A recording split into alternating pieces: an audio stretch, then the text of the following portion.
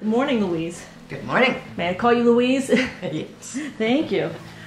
This is Louise Van Winkle. We're over at her home at Camp Wohelo, which is one of the nearest and dearest neighbors to Migis Lodge.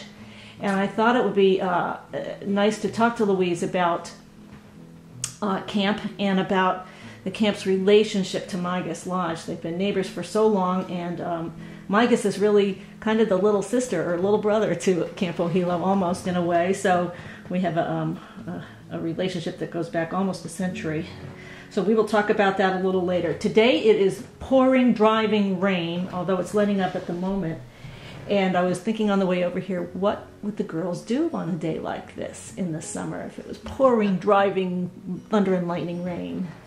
Well, there are lots of things they can do inside. They have arts and crafts. They make silver, paddle painting, pottery, weaving. They can still go on a nature walk in the rain. Once in a while they'll wear a raincoat. Yeah. Otherwise just get wet and... Yeah. It's amazing how much you can do. There's often rain with no thunder and lightning. They still swim and sail and do stuff then. That doesn't seem to bother a lot. Great. I saw your license plate outside. Sebago? Or somebody else's. Sebago. See? That's how much I know about camp. That's a story, because when my grandparents bought this property, they bought about, well, we now have about 29 different deeds, buying little pieces all along the shore. And one of them was Mr. Davis's point, Mr. Davis's cottage. Mr. Davis lived there. And so they started using his home as an assembly hall and called it Mr. Davis's, and that didn't sound right, so they reversed it to S-I-B-A-D instead. And then, almost 50 years ago, I married Davis Van Winkle. Yes. So he sort of used that same term for his license plate. People think that it was named for him, Sebago Point, but it wasn't. Well, like you say, yeah, sometimes you can change your stories. If enough time goes by, you can make a story your own. Well, it only takes about 15 minutes at camp for a story to change. Great. I was thinking, driving over here this morning, with my iPhone and my camera with the video, and you told me what road you're on down here, but I couldn't remember. Where did I write it down? In any case, I was sure I'd put it in my iPhone. I hadn't. I had to call and say, now what fire lane are you on? Which brings me to, how do you detach the campers from their electronics nowadays? Or do you? We do. We ask them to leave them with us in the office for the summer. And in most cases they do, and it's, and I think in the long run they like it that way. Most of them. Some of them miss their iPhones and their electronics, but they get involved with each other, and they read books, and they write letters. They get mail from home with a stamp on it, and it's just a nice break. We feel strongly about that. I bet you do. Yes, I bet you do.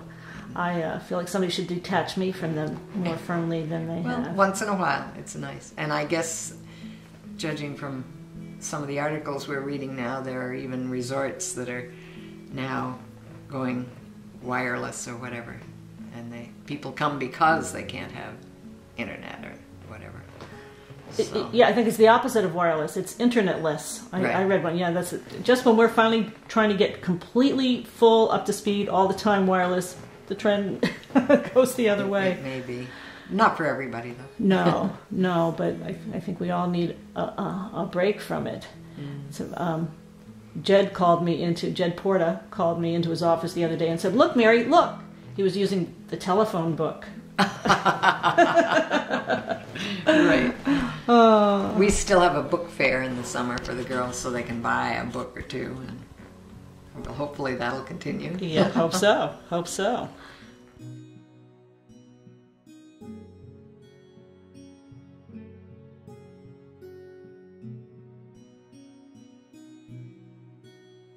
I've been looking through some of the archives myself, and some of the artwork that's on the Migis documents from long ago is very similar to yours here at camp.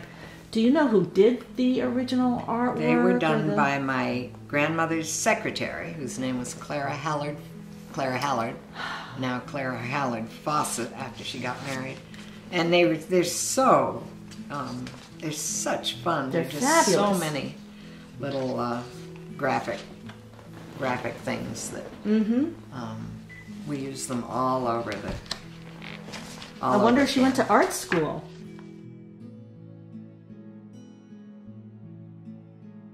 You know, I don't know. Yeah. I don't know, but we still use so many of them that I love this one just a little.